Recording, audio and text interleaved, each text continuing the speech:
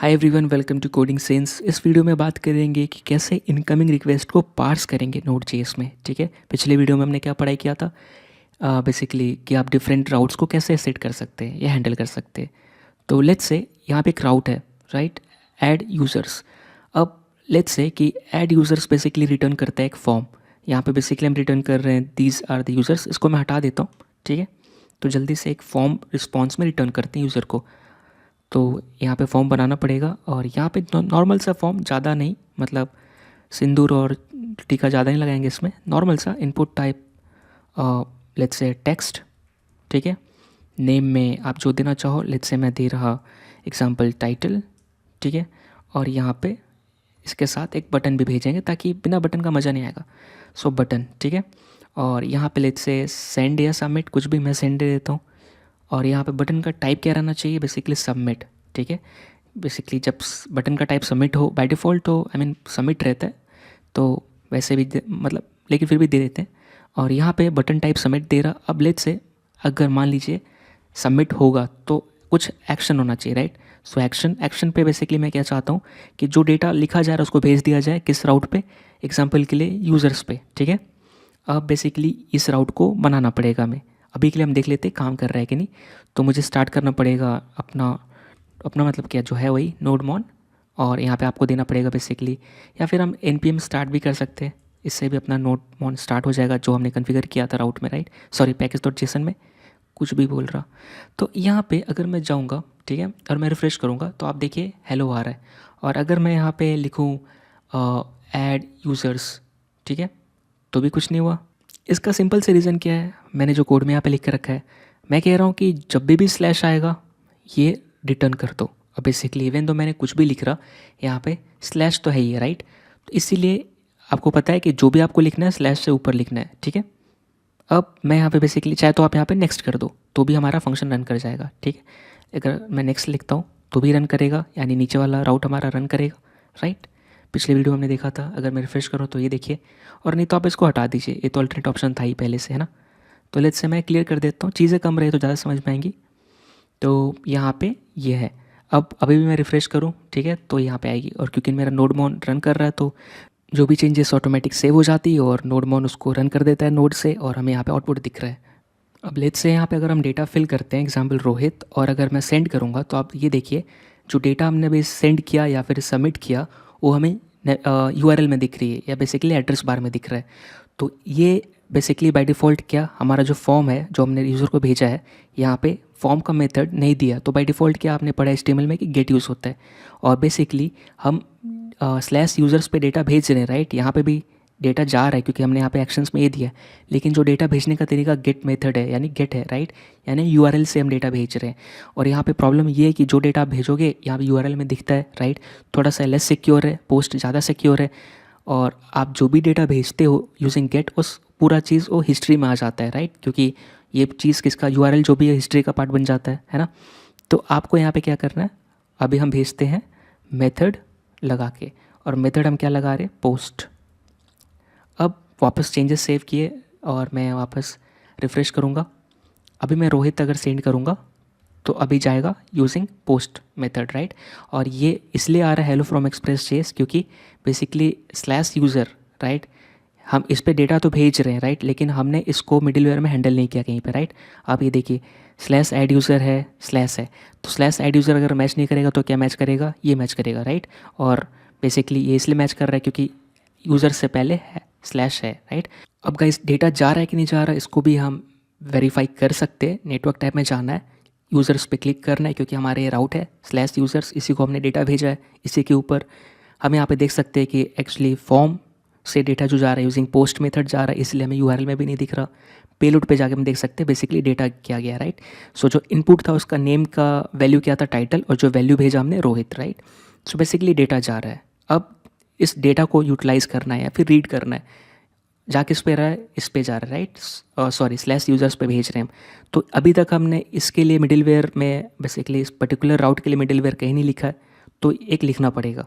तो हम नीचे जाते हैं, इस राउट को भी हैंडल कर लेते हैं।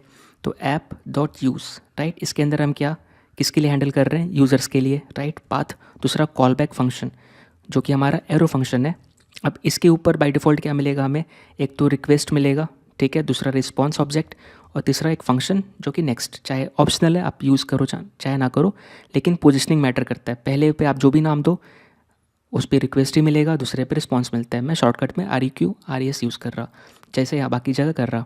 अब यहाँ पे बेसिकली कैसा मुझे देखना है कि इस पे डेटा आ रहा है, राइट, क्योंकि यहाँ से फ्रंट एंड भेज रहा है, तो कहाँ पे एक्सेस करेंगे। तो यहाँ पे बाय डिफ़ॉल्ट मैं console.log कर लेता हूँ और बेसिकली डेटा बॉडी का पार्ट है, रिक्वेस्ट का बॉडी का, राइट। आप यहाँ पे जो डेटा भेज रहे किसका पार्ट है, रिक्वेस्ट का बॉडी का। तो अब अगर आप पोस्ट से भेजते हो तो बाय डिफ़ॉल्ट डेटा किससे जाता है, आई मीन डिफ़ॉल्ट कैसे ही जाता है, बॉडी से जाता है, राइट, बॉडी में अटैच होके जाता है। और नहीं तो आप गेट करोगे तो URL में, तो रिक्वेस्ट के बॉडी में हमारा डेटा है, इसलिए मैंने रिक्वेस्ट तो इसके ऊपर बॉडी थी तो मैंने बॉडी एक्सेस किया, क्योंकि हमें बॉडी का डेटा चाहिए, राइट। किसकी बॉडी का, रिक्वेस्ट की, मेरी नहीं, सॉरी, जस्ट किडिंग। अब यहाँ पे मैं क्या करूँगा, इसके नीचे यहाँ पे अगर आप कुछ नहीं लिखते हो तो यहाँ तक आपका पेज घूमता रहेगा, क्यों, क्योंकि बेसिकली इस मिडिलवेयर से आप बाहर निकल ही नहीं रहो, बता ही नहीं रहो क्या करना है। तो या फिर आप नेक्स्ट करो, नेक्स्ट करोगे तो अगले लाइन पे चला जाएगा, अगले लाइन मतलब अगले मिडिलवेयर फंक्शन में जाएगा, हम नहीं चाहते। तो यहाँ पे रिक्वेस्ट के ऊपर एक रीडायरेक्ट बेसिकली सॉरी रिक्वेस्ट नहीं, रिस्पॉन्स के ऊपर एक रीडायरेक्ट मेथड है, राइट, इसको हम कॉल कर देते हैं। और किस पे रीडायरेक्ट करना है, तो स्लैश पे, राइट, तो रूट पे चले जाओ, मैं उस पर भेज दे रहा वापस, ठीक है। अब मैं यहाँ पर बेसिकली इसका देखना है कि इसका आउटपुट क्या आ रहा है। तो पहले तो जो है पहले से लिखा हुआ कंसोल लॉग, इसको मैं कमेंट आउट कर देता हूँ वरना प्रॉब्लम होगा, ठीक है। अब कुछ भी कंसोल लॉग नहीं कहीं पे। सो नोडमॉन रन हो रहा है, तो फाइल मेरी रन हुई फिर से, और मैं यहाँ पे पीछे आऊँगा, रिफ्रेश करूँगा और फिर से डेटा सबमिट करूँगा। पता नहीं क्या लिख रहा है, रोहित लिखना है ऐसे। मैं सेंड किया और ये देखिए, ठीक है, users post basically 302 found basically redirect हुआ है और इस पर हम आए हैं, ठीक है। अब यहाँ पे देखिए, यहाँ पे क्या आ रहा है, अनडिफाइन आ रहा है, मतलब रिक्वेस्ट के बॉडी पे कुछ नहीं है, लेकिन हम तो भेज रहे डेटा, राइट। अभी हमने जस्ट देखा था कि हमारा डेटा बेसिकली जा रहा है। तो इस डेटा को रीड कैसे करना है, जैसे हमने कोर नोड जैसे पढ़ रहे थे, right, without any express framework, तो हमने कैसे यूज़ किया था, पहले बफर में से सॉरी पहले हमने इवेंट को रीड किया, राइट।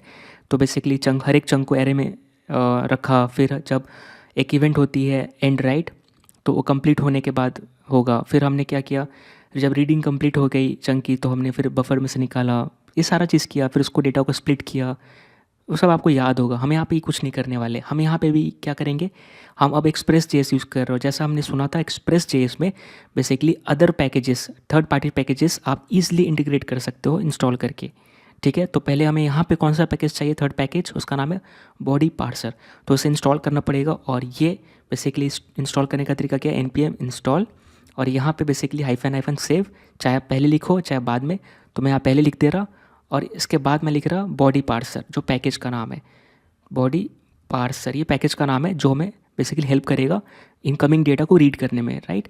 अब हाइफन सेव मतलब क्यों, डैश डैश सेव क्यों, क्योंकि ये पैकेजेस जहाँ भी हमारा नोड एप्लीकेशन रन हो वहाँ पे चाहिए, राइट। सिर्फ यहीं पे अपने यहाँ पे लोकल इन्वायरमेंट के लिए यूज़ नहीं कर रहे, डेवलपमेंट के लिए नहीं, हर जगह के लिए चाहिए, जैसे एक्सप्रेस वैसे ये भी चाहिए, राइट, क्योंकि वहाँ भी हमें इनकमिंग रिक्वेस्ट को रीड करना होगा। अब यहाँ पे एंटर कर दूंगा और ये मेरे नोड मॉड्यूल्स में बेसिकली आके बैठ जाएगा।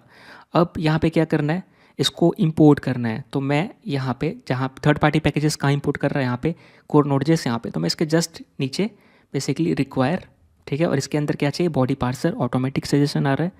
अब इसको मुझे रख लेना है एक वेरिएबल पे, ठीक है। तो लेट्स से मैं रख लेता हूँ कॉन्स्ट पे, इसका नाम दे देते हैं बॉडी पार्सर, ठीक है।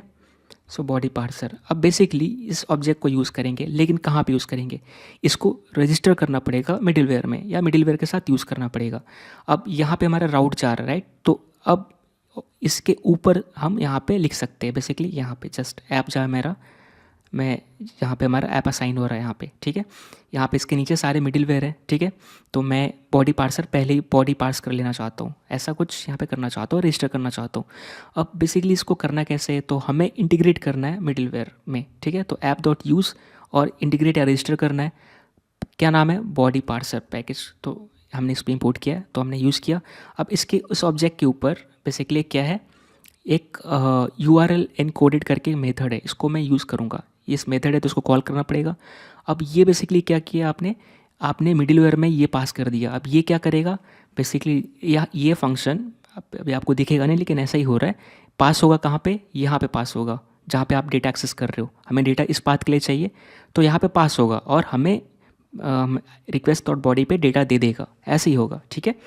वो दिख नहीं रहा अलग बात है, लेकिन हाँ विश्वास करिए अभी क्या ऐसे ही हो रहा है यहाँ पे। तो अब इसको हमने सेव किया, अब देखेंगे कि रिक्वेस्ट डॉट बॉडी पे क्या आ रहा है। अब तक क्या आ रहा था, अनडिफाइन आ रहा था, जस्ट हमने देखा था, राइट। तो अब एक बार फिर से रन करते हैं, क्योंकि हमने नया इंस्टॉल किया तो फिर से हमें npm स्टार्ट करके अपने सर्वर स्टार्ट करना पड़ेगा। यहाँ पे गया, वापस उस राउट पे गया, रिफ्रेश किया, अब मैं रोहित भेजूंगा। अब देखता हूँ रिक्वेस्ट डॉट बॉडी में क्या आ रहा है, सेंड। यहाँ से वेरीफाई कर सकते डेटा गया है टाइटल में, राइट, वैल्यू रोहित है। तो यहाँ देखिए एक ऑब्जेक्ट मिल रही है जिसका की क्या है, टाइटल, और बेसिकली टाइटल क्या है, ये मेरा नेम का वैल्यू है, राइट, जो नेम एट्रीब्यूट है इस इनपुट एलिमेंट पे, और वैल्यू जो मैंने यहाँ से भेजा बाहर से, राइट, सो रोहित। तो अब ये डेटा मिल रहा है, ये कैसे मिल रहा है, बेसिकली इसके हेल्प से। तो आप देख सकते हो कितना ईजी टू यूज़ है, राइट, एक्सप्रेस जेएस में बाकी पैकेजेस को इंक्लूड करना, राइट। तो मैंने क्या किया, इस मिडिलवेयर के साथ इसको रजिस्टर कर दिया, जैसे हम पाथ रजिस्टर कर रहे हैं वैसे हम ये कर रहे हैं। अब कैसा ईजिली काम कर रहा है, ठीक है। आप चाहे तो वैसे अब यहाँ पे एक ध्यान देने वाली क्या बात है, वैसे तो ध्यान देने वाली बात हर जगह है, यहाँ पे ध्यान देने वाली बात ये है कि ये चीज़ सिर्फ फॉर्म से डेटा सबमिट जो हो रही है उसको हम पार्स कर रहे हैं या रीड कर रहे हैं। बाकी जो अलग फाइल है जैसे जेसॉन इमेजेस, उसके लिए हम अलग पार्सर यूज़ करेंगे। ये बॉडी के लिए है, यानी बेसिकली जो भी आप बॉडी में फॉर्म बॉडी में भेज रहे हो, जो भी रिक्वेस्ट बॉडी में अटैच कर रहे हो डेटा, उसको रीड करने के लिए, इसलिए इसका नाम बॉडी पार्सर है। तो बहुत इजी टू यूज़ है और एक्सटेंसिबल है। आप हम देख सकते हैं अलग अलग पैकेजेस कितना ईजिली हम इंटीग्रेट कर सकते हैं। अब ये हो क्या रहा है, इसने बेसिकली जब ये एग्जीक्यूट होता है तो यहाँ पे पास होता है इस फंक्शन के अंदर, और बेसिकली वो नेक्स्ट कॉल करता है ताकि हम इस आगे एग्जीक्यूट कर पाए या आगे प्रोसेस हो पाए। अब बेसिकली आपको हमें पता है कि एक मिडिलवेयर से दूसरे मिडिलवेयर में जाने के लिए नेक्स्ट करना पड़ता है, तो नेक्स्ट इसके अंदर ही हो रहा है। इसका काम क्या है, जो डेटा आ रहा है रिक्वेस्ट बॉडी पे उसको रीड बेसिकली पार्स करना है, रीड करके बॉडी पे रख देना। तो इसने वही किया, रिक्वेस्ट डॉट बॉडी पे डेटा इसने रख दिया, ठीक है। अब यहाँ पे टर्मिनल पे भी देख सकते हैं कि यहाँ पे एक वार्निंग आ रहा है, body parser deprecated undefined extended जो भी है। तो बेसिकली ये बोल रहा है कि यहाँ पे कन्फिग्रेशन पास करिए, राइट। यहाँ पे तो मैं पास कर रहा एक्सटेंडेड, जैसा ये बोल रहा है प्रोवाइड एक्सटेंडेड ऑप्शन, तो एक्सटेंडेड पास कर रहा है, और इसके साथ में कह रहा कि फॉल्स, यानी जो भी नन डिफ़ॉल्ट वैल्यूज़ है उसको भी आप रीड करो, या फिर नन डिफ़ॉल्ट वैल्यूज़ के लिए भी ये काम करेगा, राइट। अब आप देखोगे वापस हम यही करेंगे तो यहाँ पे कोई वार्निंग नहीं आएगा, और यहाँ पे देखिए कोई वार्निंग नहीं आ रहा, राइट। तो ये काम कर रहा है। लेकिन ध्यान देने वाली बात यहाँ पे क्या है कि ये जो slash users, right, app dot use हम लिख रहे हैं स्लैश यूज़र्स के लिए, ये दोनों के लिए काम करेगा। किसके लिए, गेट और पोस्ट के लिए, राइट। तो अगर यहाँ पे देखिए, अगर मैं यहाँ पर slash users, right, slash users को मैं डेटा भेजता हूँ ऐसे, तो भी आप देखिए ये काम करेगा। इस बार रोहित की जगह मैं मोहित भेज रहा, और आपको पता है ऐसे हम गेट भेज सकते हैं रिक्वेस्ट। तो मैंने रिक्वेस्ट भेजा और आप ये देखिए यहाँ पे प्रिंट कुछ नहीं हुआ, क्योंकि ये जो भी आप गेट से डेटा भेजते हो बॉडी का पार्ट नहीं होता, राइट। लेकिन ये फंक्शन रन हुई, ये मिडिलवेयर में जो भी फंक्शन हमने लिखा है कॉल बैक, ये रन हुआ, इसीलिए ये ब्लैंक ऑब्जेक्ट पास हो रही है या फिर आ रहा है, राइट। तो अब यहाँ पे अपने पास क्या ऑप्शन है, एक तो जैसे यूज़ है वैसे गेट है, राइट। डिफरेंस क्या है, बेसिकली ये ओनली गेट रिक्वेस्ट के लिए चलेगा, ठीक है। और बाकी चीज़ अगर आप कंपेयर करो तो ऐप डॉट यूज़ जैसा ही है, ये भी ऑप्शनल है, ठीक है। पहला पैरामीटर ऑप्शनल है, आपको कॉल बैक पास करना पड़ता है, यानी कि कंपेयरिंग में दोनों सेम है, बस फ़र्क इतना है कि ये गेट के लिए चलेगा। अब यहाँ पे जिस तरह गेट के लिए है वैसे पोस्ट के लिए भी है, राइट। तो अब ये कैसा होगा कि ओनली पोस्ट के लिए चलेगा। तो मैं अगर यहाँ पे ये अगर वापस स्लैश यूज़र पे भेजूँ टाइटल इक्वल टू मोहित, तो अब ये देखिए बेसिकली ये फंक्शन चला ही नहीं, राइट, इसलिए कुछ प्रिंट नहीं हुआ। तो इसका मतलब क्या, हमने रिस्ट्रिक्ट कर दिया कि ये पोस्ट के लिए ही यूज़ हो।